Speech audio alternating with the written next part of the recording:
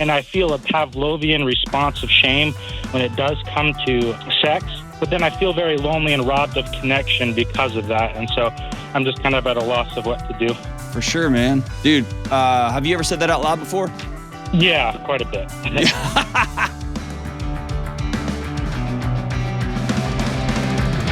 Woo! What's up? This is John with the Dr. John Delony Show. So glad that you're with us on the greatest mental health and marriage and parenting podcast of all time, ever, in the history of podcast, which is about a year and a half, maybe 2 years. So glad that you're with us. You want to be on the show, give me a buzz at 1-844-693-3291 or go to johndelony.com/ask. Kelly, you're looking through here and you're making faces as though something doesn't smell good. Is it my face? No, I figured out I can't do anything about that. No. Were you in that photo session when they were like, oh, this picture's perfect.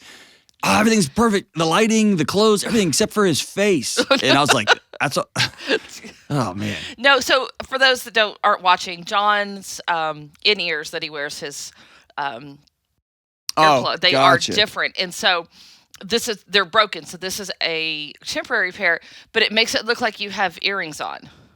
Oh, no, it does. Distracting. It looks like you have gauges. Yeah, it's a little distracting. So I think, it does look ridiculous. It's cool, man. We'll get him. Look at that. That's so cool. It's like my 80s hair metal band. I get to do it. Yes, that's all right. I'll be there for you with my long headphone earrings. They're looking good. All right. Well, there we go. So at least I thought you were just looking at my face. Like, what happened to his face? I didn't. No, that ship sailed. That ship sailed. This is what I got. That's what I got. All right, let's go to Justin in Albuquerque, the 505. What's up, Justin? Hey, John, how you doing? I'm good, my brother. What are you doing? I'm just taking a break from shoeing some horses. So. That a boy, dude. Shoeing some horses, man. Out there in New Mexico. Good for you, brother.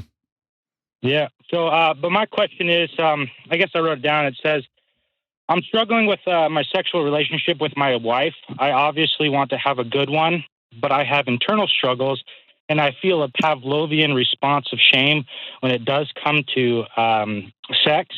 Even practicing desire feels a little bit shameful for me. Okay. But then I feel very lonely and robbed of connection because of that, and so I'm just kind of at a loss of what to do. For sure, man. Dude, have you ever said that out loud before? Yeah, quite a bit. Well, thanks for making me one of many that you've said that out loud to. So when you say shame, well, let me back up. You said, obviously, I want this. That sounds like something that somebody told you you're supposed to want. So I would take obviously off the table. Is it something that you want? Yeah, I would like that. Okay. Because I don't know. I just feel very robbed, and I was of connection. And when I got married, I was 21, and that's just been not what I expected. And I've been trying to make the best of it. I just don't know what else to do. There you go.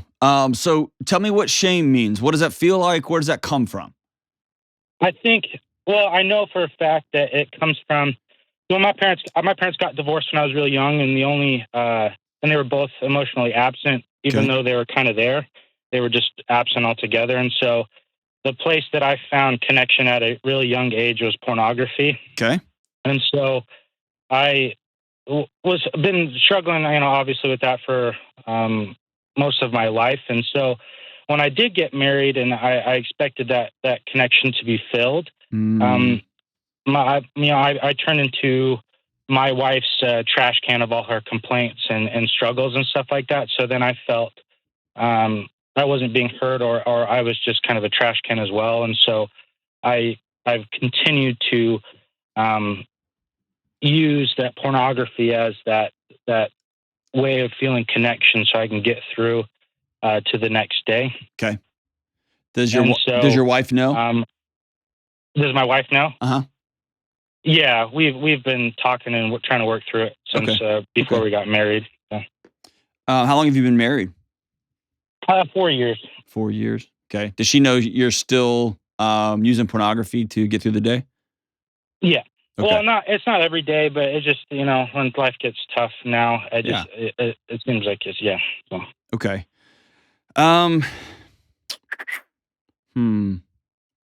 There's several places we can go with it. I may be way out to lunch here. So sometimes somebody experiences sexual abuse. Somebody experiences pornography at a really young age, and sex gets lumped in with I'm dirty, right? And Yeah. or kids who masturbate a lot, like, or just one, right? I'm dirty.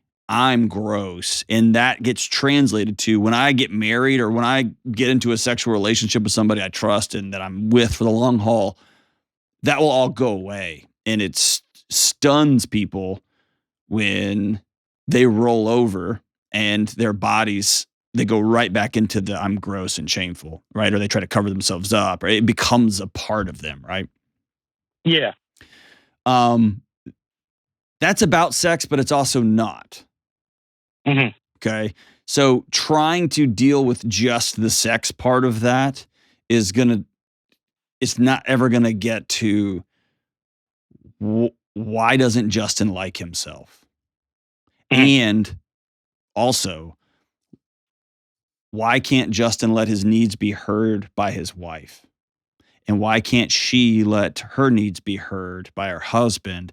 And why can't we stumble and fumble and practice meeting each other's needs in ways that we've never had to do ever before? Mm-hmm. Does that make sense? Yeah, I think it does. That's a different conversation than I feel gross after being with my wife or I feel unfulfilled. Yeah. Right? Does that make sense? Yeah, it does. Yeah. Okay. So the first thing in becoming a new person, right? Coming up with a new identity. This is who I'm gonna be. Is stopping the behaviors that like do no harm, right? I don't know what to do next, but I know to stop doing this. Yeah. And tell me what you feel like when you are starved for connection. What does that feel like in your body?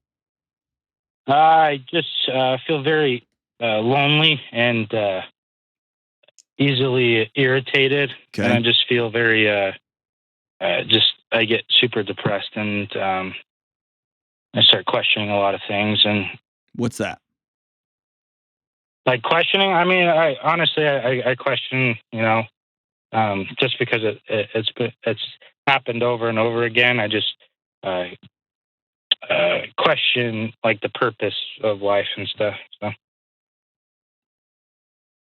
There's more to that. Keep going. You're being honest with me. Don't fade out on me now. Well, I think that I don't know, I just have a lot of anxiety in my chest right now. But a lot of times, when it does come to this, it goes 0 to 100 in feeling suicidal, and not that I'm going to. I felt so lonely for so long. I just don't know. I just want that connection, and so I just feel very like why am I here if this is what life is going to be like? There you go. Thank you for saying that out loud. Yeah.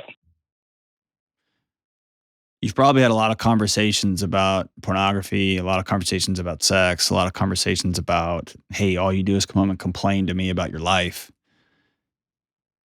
When's the last time you sat down and looked another person in the eye and said, I'm super lonely and I don't know what to do? Me and my wife just had that kind of a conversation. Okay. On Sunday, and I felt heard, but at the same time, it kind of goes back to just how we've been living. Right. Here's the deal. Y'all are at a place now where you've exceeded your capacity to do this on your own. Yeah. Okay. And this is about your life. This is about your joy and purpose and role. It's about your marriage. It's about your family tree. It's about all of it. Okay. Yeah. And this is a backyard project that y'all got to dig in with shovels, and all of a sudden you realized we're sitting on top of a huge sinkhole. We need to call professionals in here. Because y'all can have deep, meaning conversations. And I'm proud of you for Sunday saying, I'm so lonely. I don't think I want to be here anymore. I'm proud. Like, that's hard to say those words out loud.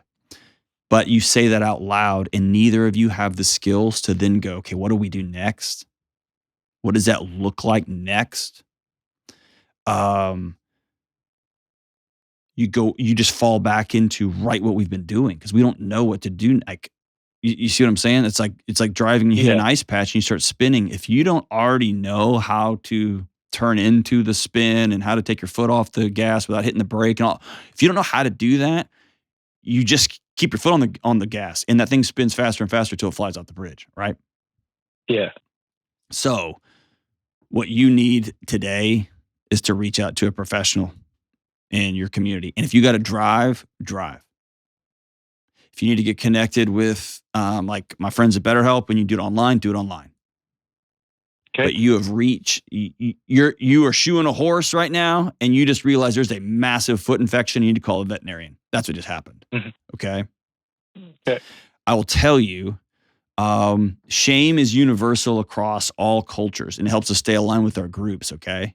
And if it gets out from underneath us, if you do something that violates your core values, right, and your picture of who you should be, your identity, if you do something, you're going to feel shame. And I'm okay with that. It's when it turns into, the shame becomes something that becomes a part of us, right? Or you've heard me talk about the bricks. If you do something that violates your core values, you're going to pick up a brick. You're going to hold it. I did this thing. It's when you put that brick in your own backpack and say, this isn't something I did. This is who I am. Okay. Right? And you have to get out of the I am language and come up with a new I am. I am a guy who's going to steward his mind and his body.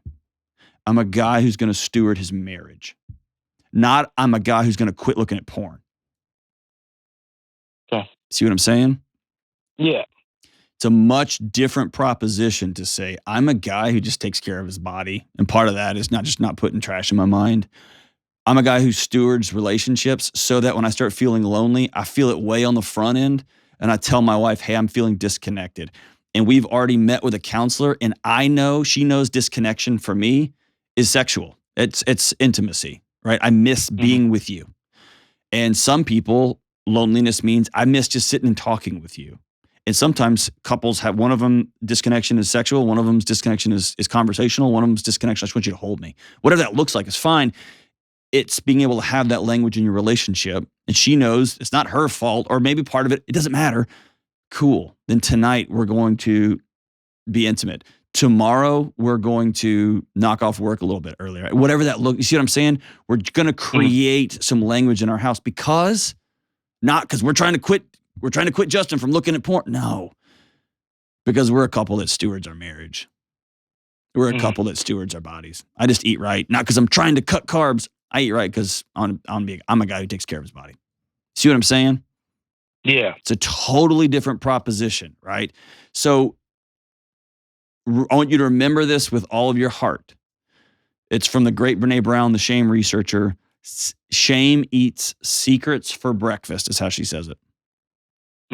If you have secrets in your marriage and in your home and in your friend relationships, your body, it has a physiological consequence. It will cost your body. Okay.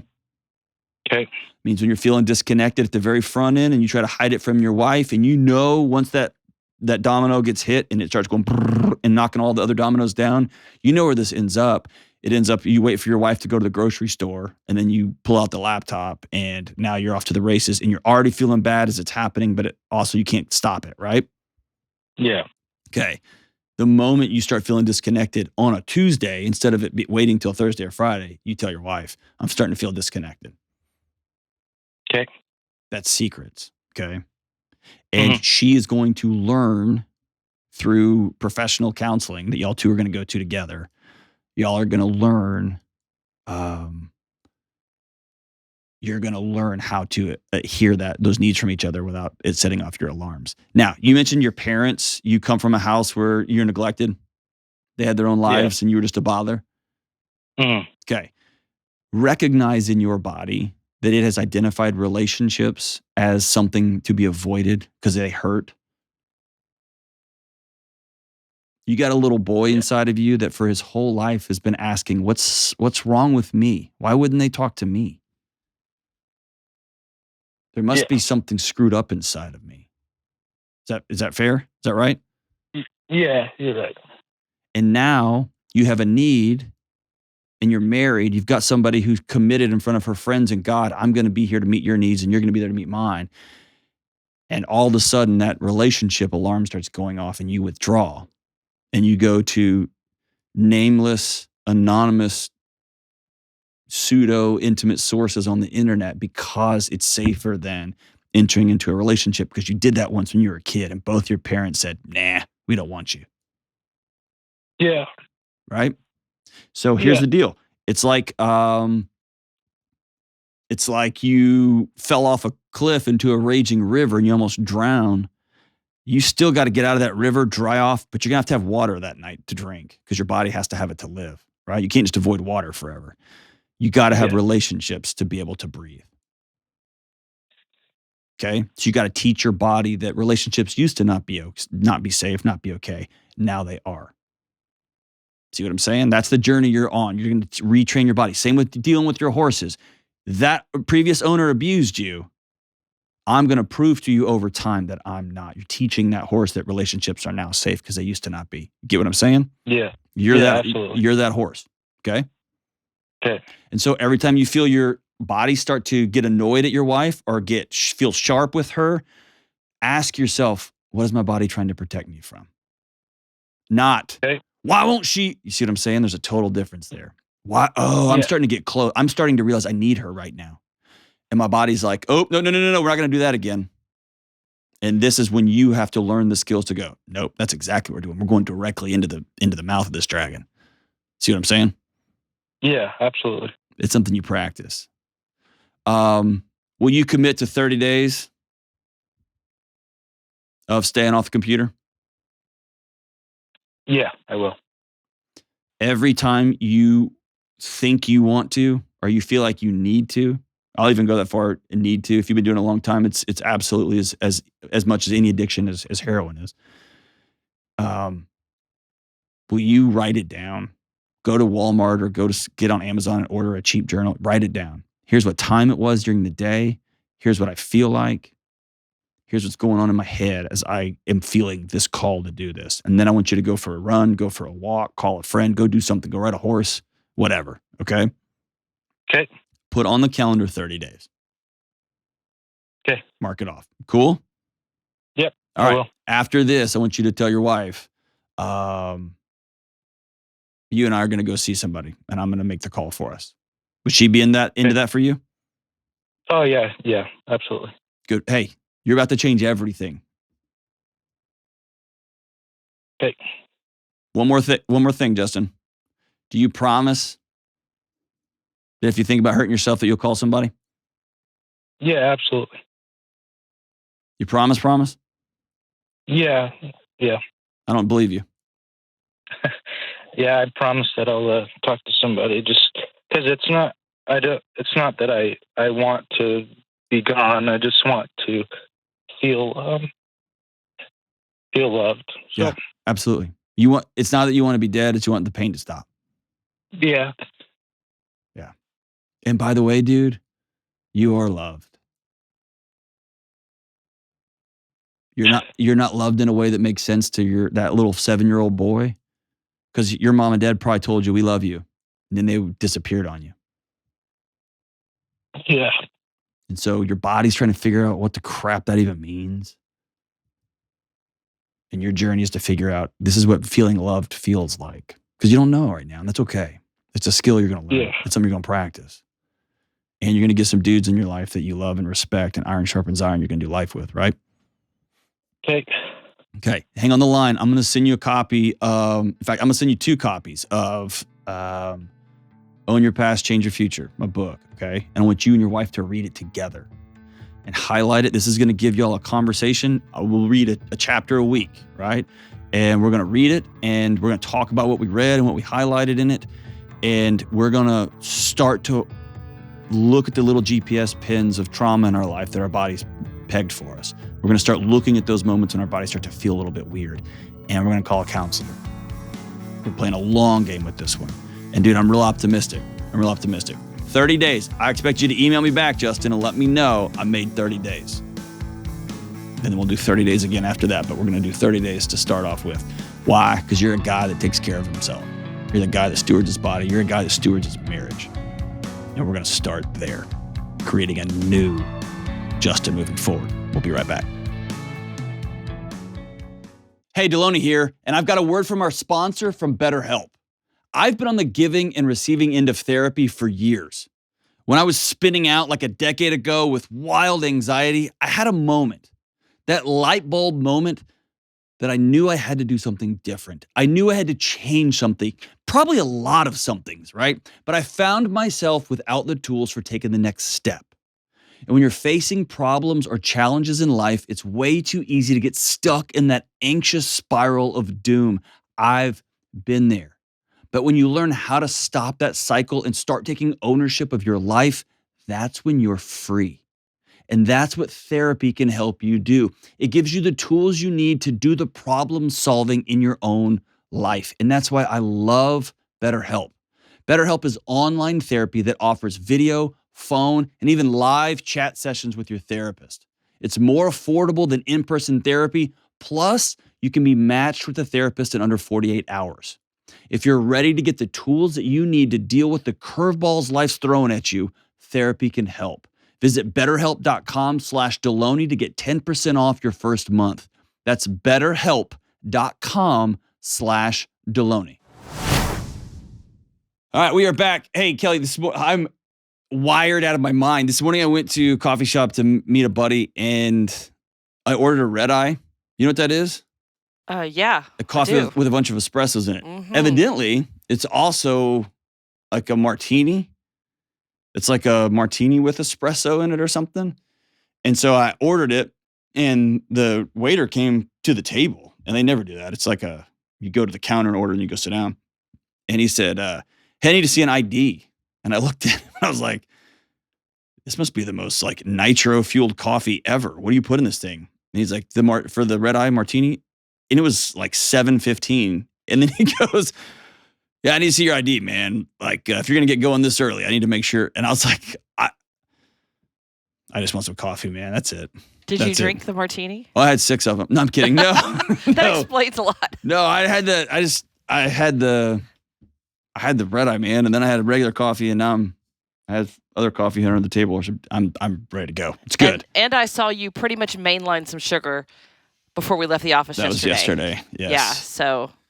I'm just tired coming back we had those 2 sold-out shows in Phoenix, man. I'm just coming back kind of tired. You need to get some sleep this weekend. Agree to disagree. All right, let's go to Tamara in H-Town. What's up, Tamara? Go Astros. Hi, Dr. John. How are you? I'm good. How are you? I'm good. Awesome. What's up?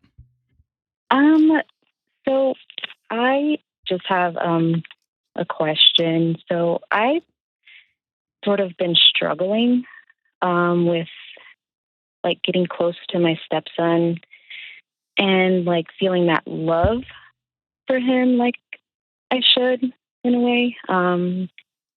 So tell me more. We got custody of him, like half custody about a year ago.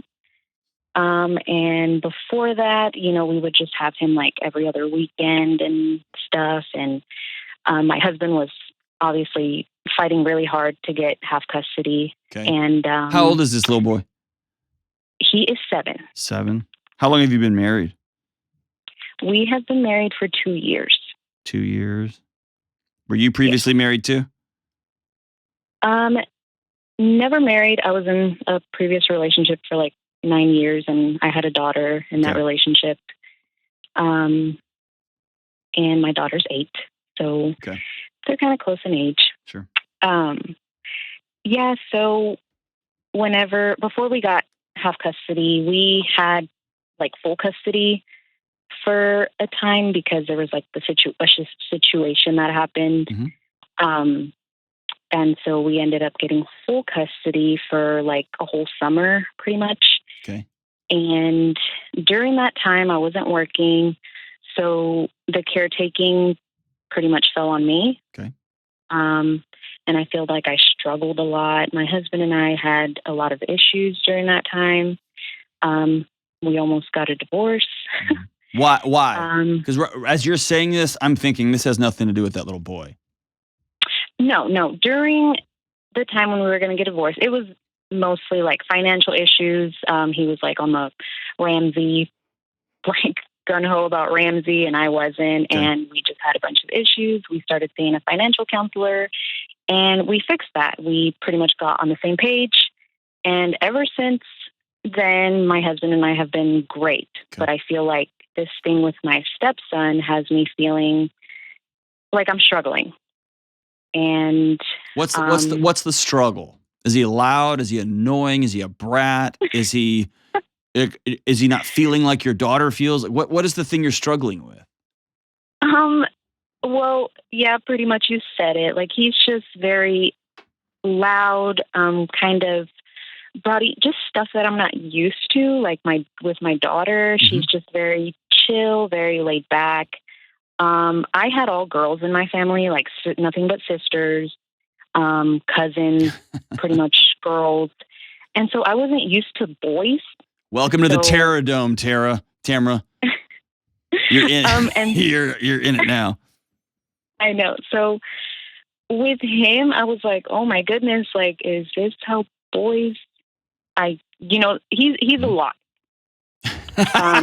That's the exact words my wife used to describe me. What's it like living with John? And she's like, it's a lot. It's a lot. Yeah. Yes. Not every boy. Some boys are quiet. Some boys are do their own thing, and some boys are maniacs. Yeah. It sounds like you have some expectations about what you're supposed to feel and how kids are supposed to be, and that's the issue here. I don't ever want to punish a 7-year-old boy for being a 7-year-old boy. Or yes. Let me say punish. I don't want to dislike a 7-year-old boy for being a 7-year-old boy. Yeah, exactly. And I don't want to feel that way. I was a child of divorced parents. Okay. So I had, step parents. My stepdad sort of like didn't really care for us. Mm-hmm. To this day, I've never had a real conversation with my stepdad. Okay. Like he just didn't care much for us. So will you change that? I'm sorry? Are you going to change that? With my stepdad? Nope. Can't. Or that one's got a period at the end. But now you're a step parent. Yes. And you get to change what happens moving forward. Are you gonna do that? Yes, I want to. That's why I'm here. Do you there we go. Okay. So before I walk you through it, do you want to or do you want to? Because if you want to, it's going to require you to do different things. Yeah. If you want to, then you just have to wait until you decide you actually want to make some changes in your life. Yeah. I want to. Okay. So I'm going to tell you something that's hard and is not politically correct. Is that cool? Uh-huh. Okay. I don't care about how you feel. As the adult, I care more about right now what you do. Yeah. Okay.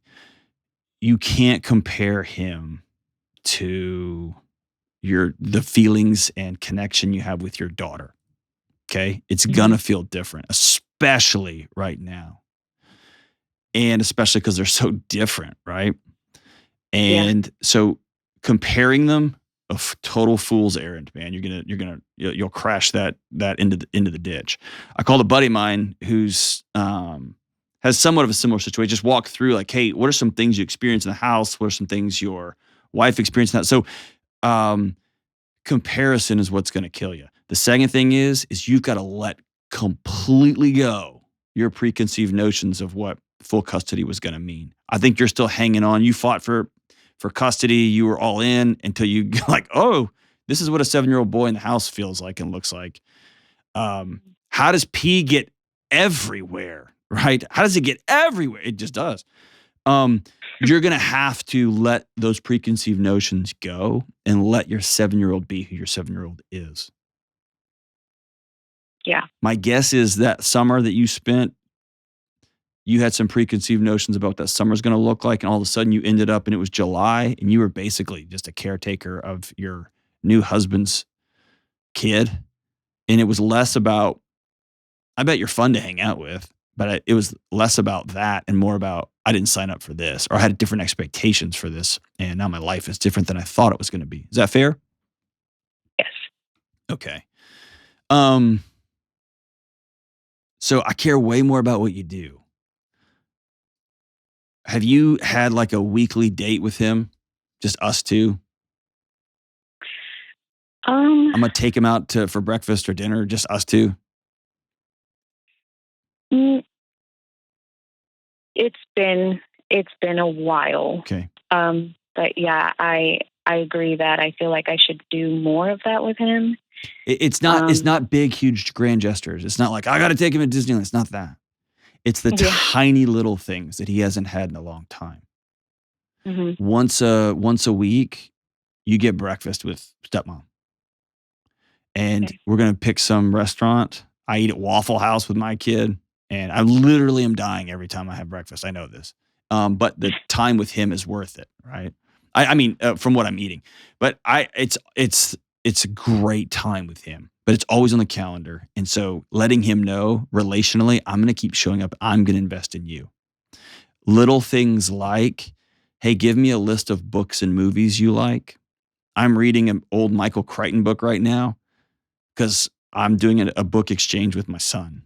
And it wouldn't have been a book that I picked, but I'm trying to get into it so I can get into his world and I can talk to him, things he's interested in. See what I'm saying?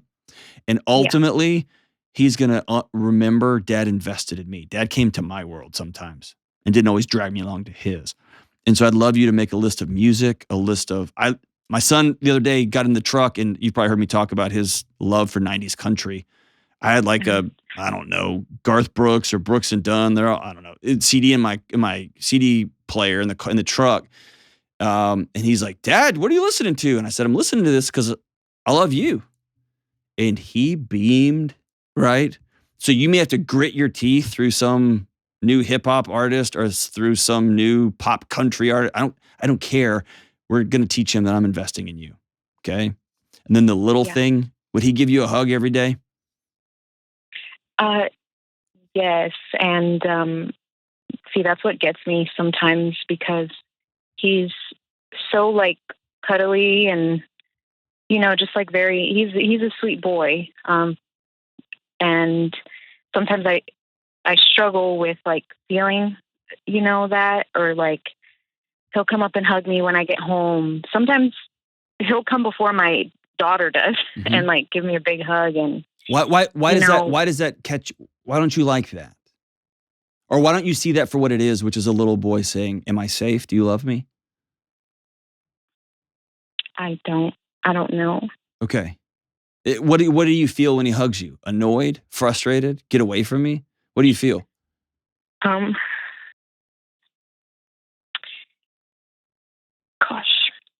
like I would say, just say it. Annoyed. Just say it. Just say what? Maybe annoyed because I don't feel like that connection. Mm-hmm. So yeah. What is the connection gonna feel like? I don't know, like it does when, my daughter comes up to hug me or something. It will never feel like that. Uh-huh.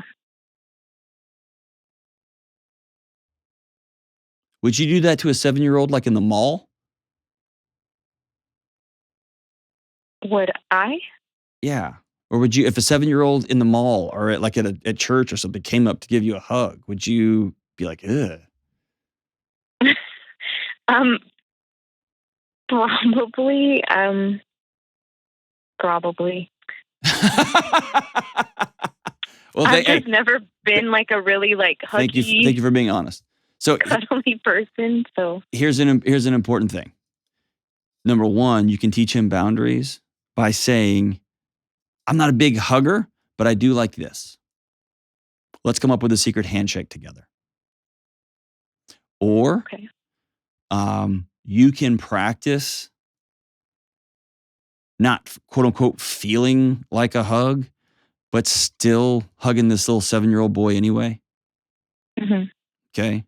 That's what adults do. Is Yes. they do the right thing, even though they quote unquote don't feel like it. I didn't feel like working out this morning. You do it anyway. Right.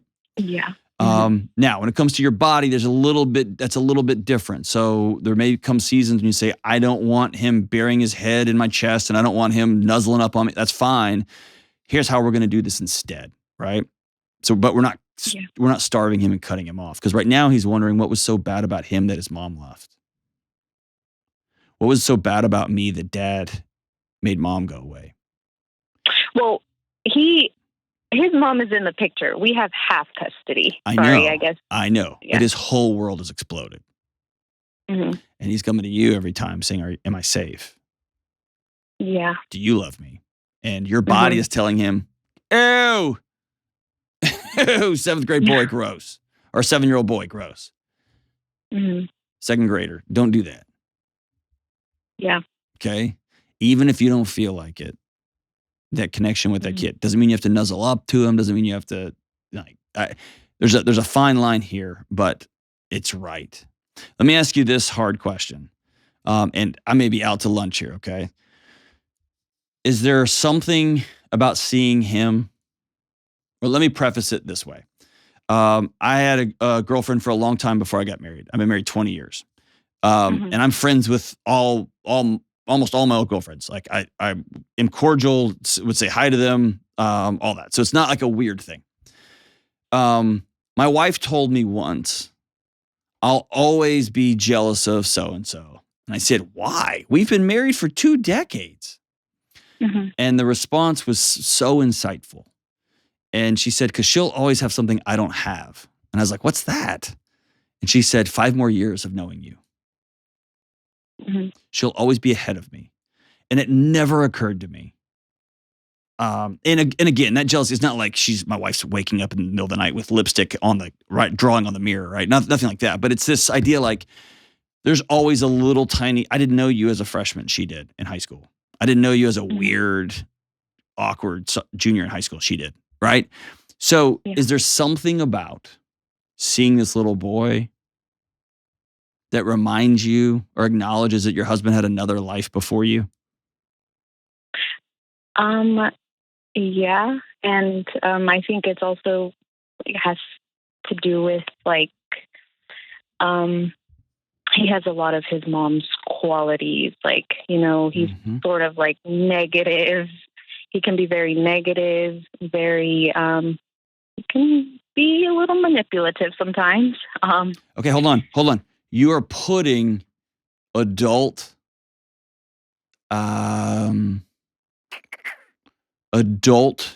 issues on a child. Yeah. Ex-wife may be super manipulative. 7-year-old little boy is trying to figure out a way to get an adult to love him because the other adults in his life blew up his life. Yeah. Very, very different. Even if both of the actions look the same, right? A lying 7-year-old is different than a lying 30-year-old. Lying's not good, but one of them signals something. You see what I'm saying? Yes. So don't put adult characteristics, adult issues into the heart and mind of that little 7-year-old.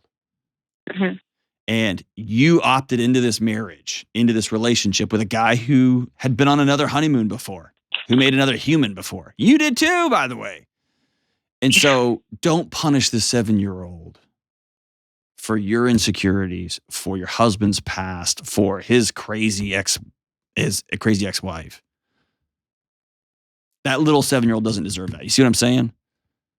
Okay. And the path through that is you making peace with the relationship that you chose, which is this new marriage. And it's you making peace with you're enough.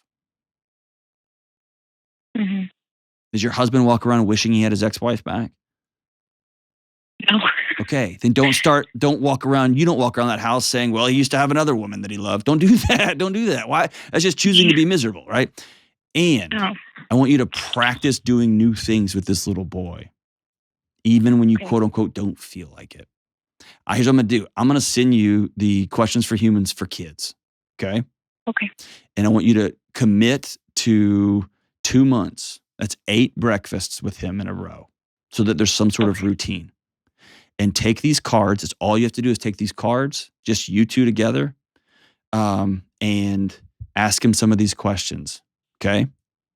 Okay. That's it. And he asks you, you got to be honest and answer. And if he actually says something funny, laugh. And if he comes at you to hug you and his hands are covered in frogs and worms or whatever else, you can grab his wrists and say, hold on, go wash your hands. And you're teaching him hygiene and hospitality. And then you're going to give him that hug. Even though he looks like his mom, even though he acts like your husband's ex. Because he's just a little 7-year-old boy wondering, are you going to leave me too? Okay. Are you going to leave him? No. Ever? I don't want to. No. I don't want to. What's Yoda say? There is no try. Are you going to leave him? No. Okay. Rest on that. Exhale on that. I'm going to be here. So what does that mean? That means I get to decide what this relationship looks like moving forward. And since I'm the adult, I'm going to do things even when I don't quote unquote feel like them. I'm going to use my energy to connect with this kid. This kid is going to graduate high school and he's going to have some challenges because the divorce was a big deal. The fighting is a big deal. The back and forth with mom and the dad and ex, all that's a big deal. But this kid will never wonder if I loved him. He's never going to wonder if I would show up if he needed me. Because I'm going to have laid a path that he knows exactly who I am and how much he means to me.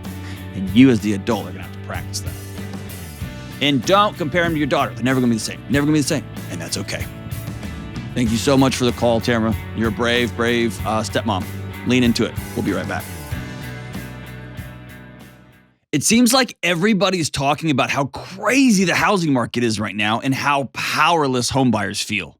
Mix that with the stress of moving and life change and job change, and you've got a tornado of anxiety fueling one of the biggest purchases you'll ever make. This is not a good idea. So if you're a new home buyer right now, my advice to you is to focus on what you can control, like the people you choose to help you in the home buying process. You need folks like my friends at Churchill Mortgage.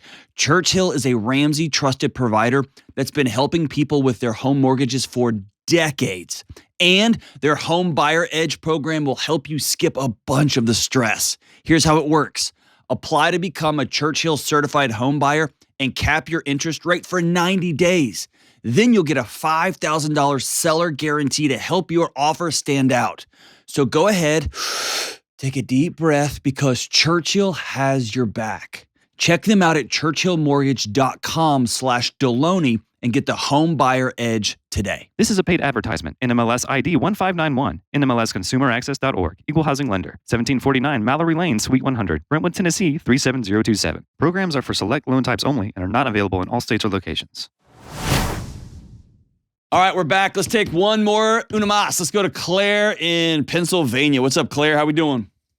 Hi, Dr. John. I'm so excited to talk to you. This is so exciting. I'm excited to talk to you. What's happening? Okay, so I had a baby 9 weeks ago. Congratulations. And thank you. And since then, I have been so annoyed with my husband.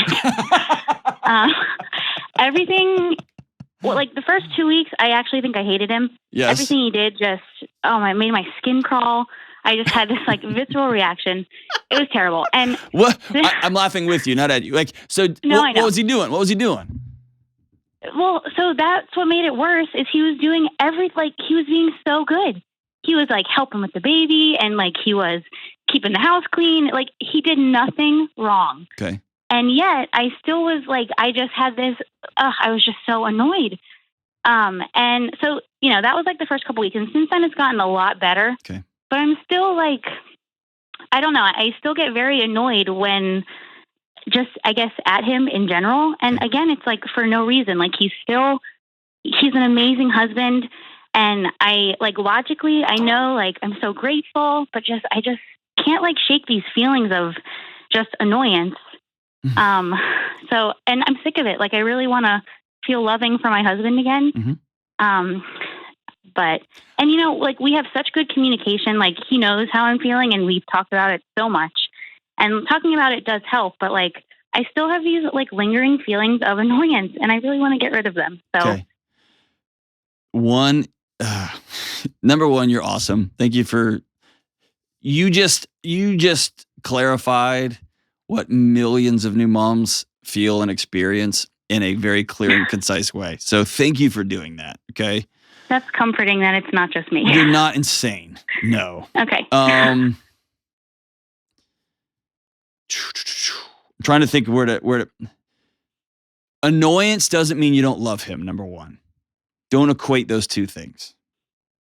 Number Right. two, feelings are very, very important, and they lie to you.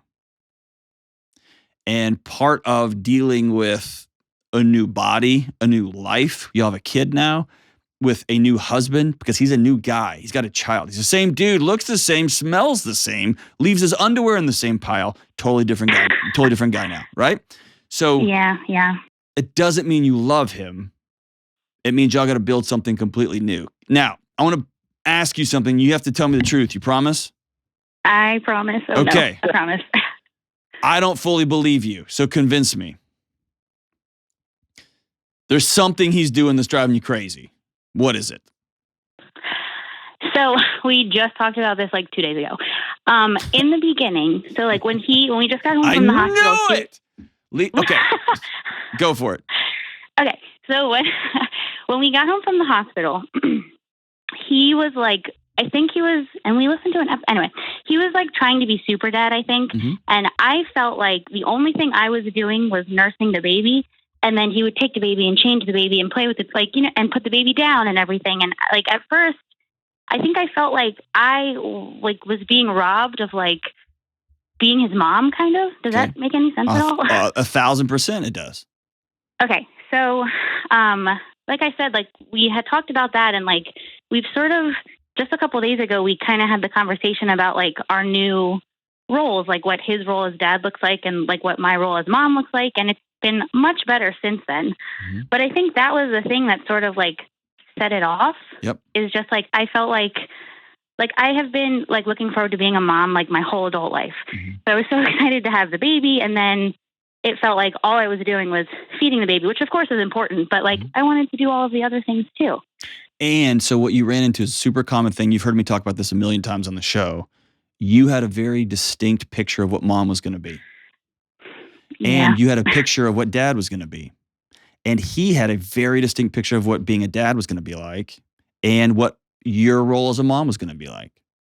Mhm. And both of you went into that with the greatest of motives and the highest love for one another and for that little baby. And you just passed each other in the night because you had different, you used words and the words were mom and dad, but the pictures of what that looked like were very different.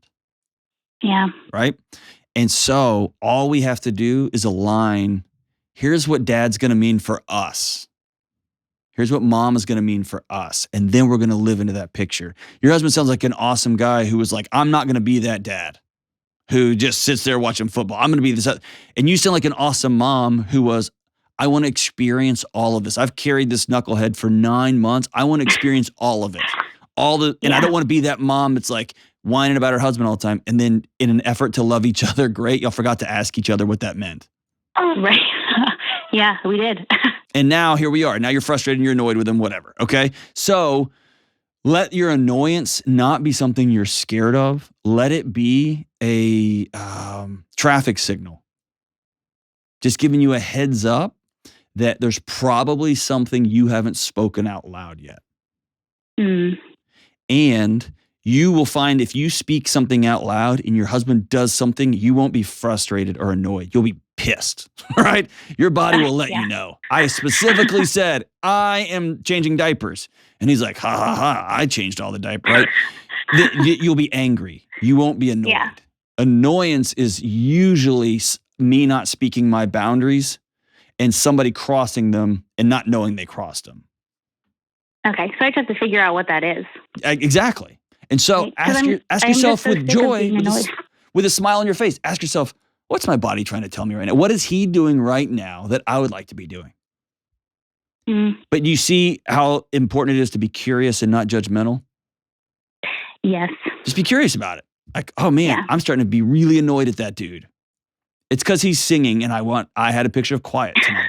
All you have to do is say, hey, can I have, like, I've been listening to this baby cry all day. Can we have some quiet? And he'll go, oh yeah, sure. Right. I know. And he will, like I know, he totally yeah. will. If I just asked him, he would do anything, Okay. So now you're in, how long have y'all been married? 3 years. Okay. You're in part 2. Congratulations. You just went to level 2 in marriage. Right? Yeah. It was a big jump. Oh, yeah. And they don't tell you about any of that stuff. No, they don't. Right? But here's what part 2 means.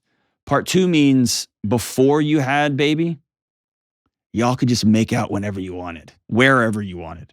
You could just spend whatever dumb money you wanted on whatever dinner you want. You could just wake up at midnight and be like, hey, you just want to go eat ice cream? And be like, yeah, let's do that. Now your life is different. You can't do that anymore. Right. Or you can once a year, right? And then you just get gassy when you eat ice cream in the middle of the night. It's not even worth it. So nothing has changed and everything has changed. And so instead of getting home at 5 p.m. and him being able to just nod his head to you across the room and oh gosh, he wants to hook up again. And we're just going to do it. Now you got to put on the calendar. Right. Now, instead of just leaving the room because he's singing, now you got a baby and you can't just get up and leave the room. You got to tell him, hey, please stop singing. So now we're going to be more intentional about letting our needs be heard. And it takes a lot more risk because when we let our needs be heard, our partner can say, no, I'm not doing that. And so it's more vulnerable. As you move up levels, it becomes more vulnerable. See what I'm saying? Yeah. And I feel like I'm not great at speaking my needs anyway. So. No, none of us are. Yeah. Right? And so you're going to practice it. But it's letting him know, hey, I am going to start speaking my needs and I want you to start speaking your needs. And this is going to be awkward and weird for both of us. Yeah. Because he's going to speak a need to you and you are going to instantly be filled up with shame about it. I can't believe he had to ask me for this. Or you're going to be filled up with anger. Does he know what I'm doing every day? And you have to commit to not letting those feelings, you can feel them, it's fine, but they're not telling you the truth. And you're going to have to say, okay, husband did what he said he was going to do. He's expressed his needs. Now I get to decide whether I'm going to meet those needs and how. And then you got to do the same thing for him. Yeah. Right? Yeah, no, it makes sense. An annoyance is just a signal. It's just a signal. Okay, good. You're not. I was getting scared by my annoyance, so I'm glad that you said that. No. You're not broken. You're not broken at all, right? Usually, I thought you were going to say this. Usually, when I talk to you, 9 weeks or 9 months. 9 weeks. Okay, 9 weeks. It's usually about month 3 or 4 that husbands are like, well, when are we going to start hooking up again? You know what I mean? And so that's usually when people are like, I'm super annoyed with him. Like, I want my body back. I'm feeding a kid. My body's still trying to get back into its original shape. Now this guy's pawing at me. I just want, you're not there yet, possibly, but you'll be there soon. Let that he's given me some looks and I've kind of shut him down. That's right. So So it will morph from look to right. And so here's the deal. Let's commit now to speaking our needs out loud. Yeah. And really his need, dude, when are we going to, that's really often code for, I miss my wife. Yeah. Right? And that's different than, I just want to get off, right? See what I'm saying? So we're just going to be curious. We're going to be not judgmental with each other. And we're going to practice speaking our needs out loud. And then, by the way, you're going to have all kinds of banana feelings. It's all good. You know what else you're going to feel? Really annoyed at that kid. And then you know what you're going to feel? Really guilty that you felt annoyed. Yeah. And then you're going to feel really shameful that you felt guilty. It's just, it's all lies. It never ends. No, that's part of the fun, right? It's part of the fun. Yeah. And it's super annoying to bring us full circle. So, Claire, you're a great mom. Thank you. Great wife. And you're just in level 2 and you just got to you're going to have to learn new skills in this one. And by the way, you're going to have another kid and he's going to get a new job. And then you're going to think about going back to work or not going back to work. And then you're going to go to level 3. And this whole thing keeps moving, right? Yeah. So I'll leave you with this. The great Esther Perel says, the average adult has 4 or 5 great loves in their lifetime, in their adult lifetime. And if they work really hard, it's with the same person. But I am not the guy my wife married. Not even close. That guy was an idiot. And I'm not who I was 15 years ago, thank goodness. I'm not who I was 10 years ago. I'm especially not who I was 5 years ago, 4 years ago. Especially not. So all that to say is, my wife has had to keep, okay, I'm now married to this guy. I'm now married to this guy. I am now married to this guy. And I've had to do the same thing with her. She's a radically different woman than the person I married. And so the adventure and excitement and joy of marriage is, what do you need? How can I help meet your needs? And here's what I need. That's not what you needed last season. You're right. It's a new season now. Just like in the summer, I need shorts and a t-shirt. In the winter, I need a coat and jacket. I'm still the same guy. My needs just change. And that happens all the time. And if you can unhook from this is the way, quote unquote, it's supposed to be, this is how I'm supposed to feel, and this is what is, oh man. Now you're in for an incredible adventure with a partner on to wherever y'all end up. And that, my friend Claire, that's the magic. That's the magic. We'll be right back. Hey, what's up? Now that my new book, Own Your Past, Change Your Future, is out in the wild, we've been hearing reviews and feedback from readers, and wow, I'm so grateful. And one of the things I've been most excited about hearing is that this book is not just for people who are healing from terrible traumatic experience or other big scary things from their past. This book is for everyone in every walk of life. The single 30-year-old looking to sharpen their mind, the 25-year-old hoping to make new friends, the parent who's tired of seeing their kids' eyes glued to a screen, but who doesn't know how to re-enter their life. People coming out of abusive relationships, everyone. And this book isn't me talking at you. This book is me walking with you, because I've been there too. To better understand and improve your mental, relational, and emotional health, please check out Own Your Past, Change Your Future at johndelony.com today. That's johndelony.com today. All right, as we wrap up today's show, this is not James Blunt. You're beautiful. Not that song. This is James Bay. Best Fake Smile. And it goes like this. No, you don't have to wear your best fake smile. Don't have to stand there and burn inside. Oh, and if you don't like it.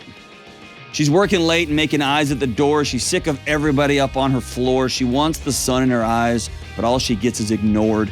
She used to put it out and get it all back, and now she's slipping, trying to carry the act. She's sweating under the lights. Now she's beginning to crack. Whoa. You don't have to care, so don't pretend. Nobody needs a best fake friend. Don't hide it. And that's what we're here for. We're not hiding nothing. We'll see you soon.